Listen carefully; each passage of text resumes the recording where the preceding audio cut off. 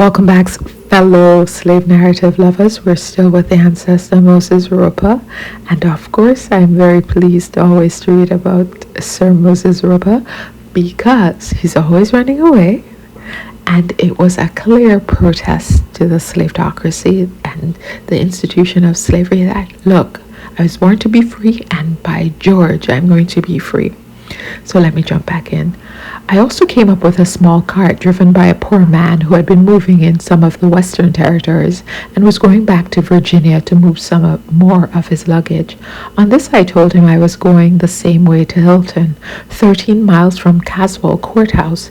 He took me up in his cart and we went to the Red House, 2 miles from Hilton, the place where Mr. Mitchell took me from when 6 years old to go to the southern states. So he was at that point at 6 years old when he was taken away. This was a very providential circumstance, for it happened that at the time I had to pass through Caswell Courthouse. A fair or election was going on, which caused the place to be much crowded with people and rendered it more dangerous for me to pass through.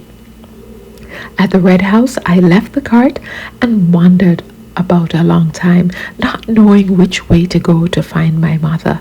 So he was on a quest to find his mother, who he had not seen since the age of 6. He was now 16. At some time, I took the road leading over to Ikeo Creek. I shortly came up with a little girl about 6 years old and asked her where she was going. She said to her mother's, pointing to a house on a hill about half a mile off.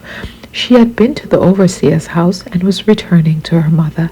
I then felt some emotions arising in my breast, which I cannot describe, but will be fully explained in the sequel.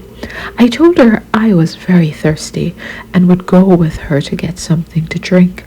On our way, I asked her several questions, such as her name and that of her mother. She said hers was Maria and her mother's Nancy.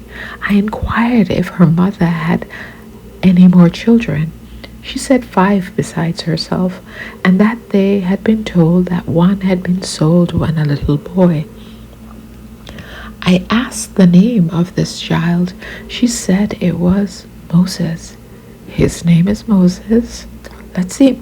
These answers as we approached the house led me nearer and nearer to finding out the object of my pursuit and of recognizing in the little girl the person of my own sister.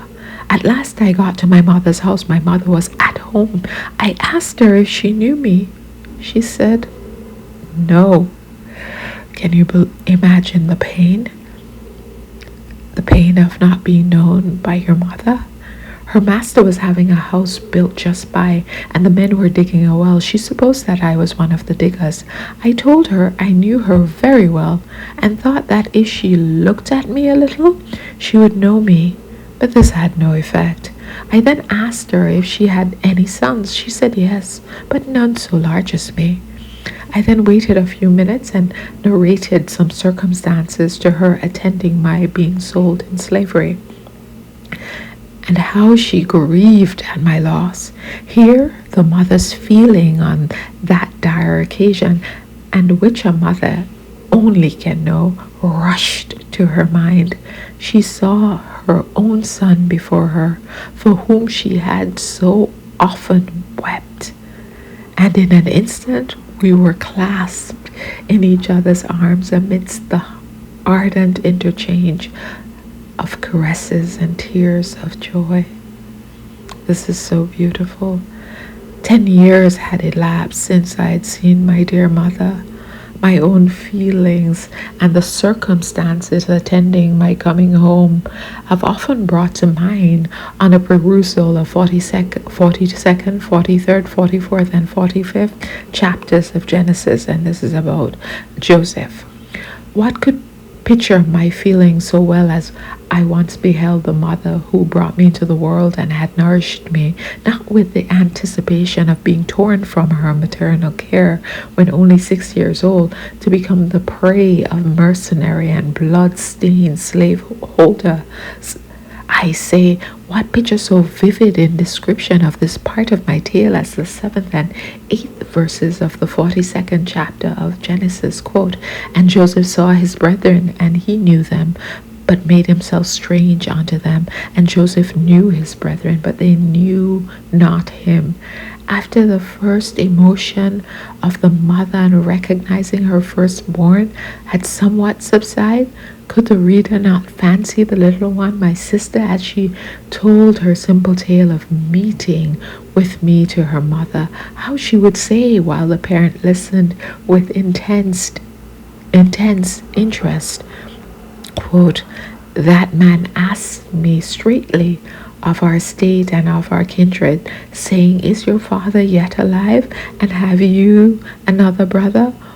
Quote, end quote. Or when at last I could no longer refrain from making myself known, I say I was ready to burst into a frenzy of joy. How applicable. And he continues talking about Joseph and his brothers, kissing his brethren and all of that. And now, at night, my mother's husband, a blacksmith belonging to Mr. Jefferson at the Red House, came home. He was surprised to see me with the family, not knowing who I was. He had been married to my mother when I was a babe and had always been very fond of me.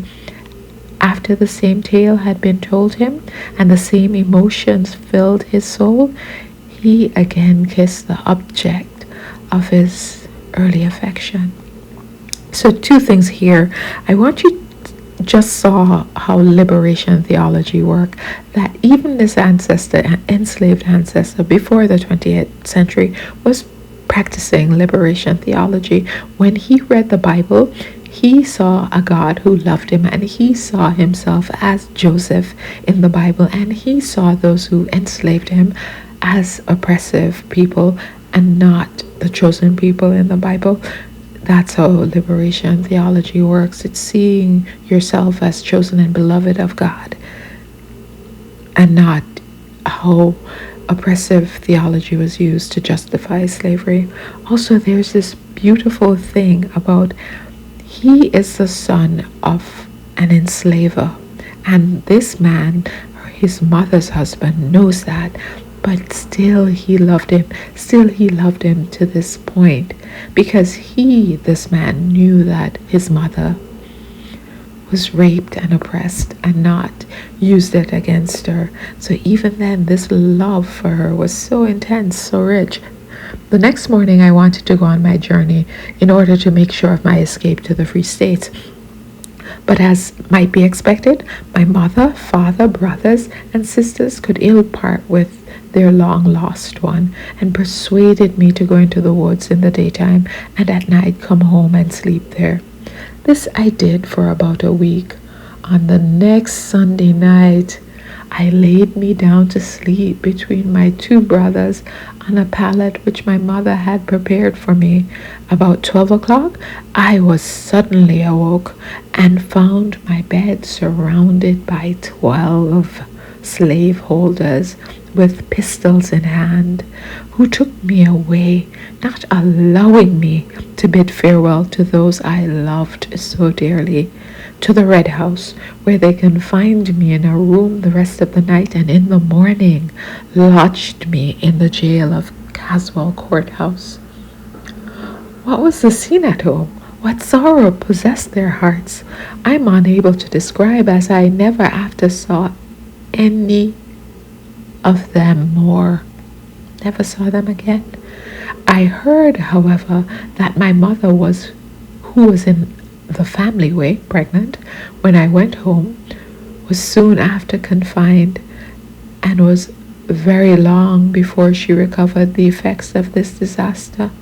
So she was pregnant, and then she had the stress of losing her child a second time. I was told afterwards that some of those men who took me were professing Christians, but to me, they did not seem to live up to what they professed. They did not seem, by their practices at least, to recognize that God as their God, who hath said, Thou shalt not deliver unto his master the servant which is escaped from his master unto thee. He shall dwell with thee, even among you, in that place which he shall choose, in one of thy gates, where it liketh him best. Thou shalt not oppress him. And that's from Deuteronomy. I was confined here in a dungeon underground, the grating of which looked to the door of the jailer's house. His wife had a great antipathy to me.